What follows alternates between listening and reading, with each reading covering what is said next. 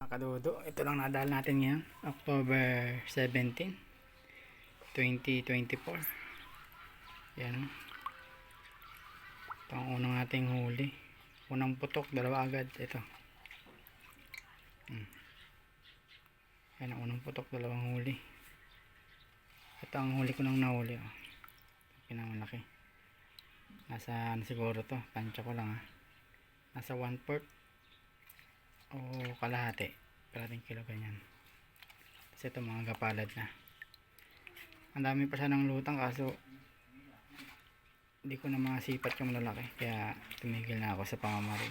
At sobrang init na rin.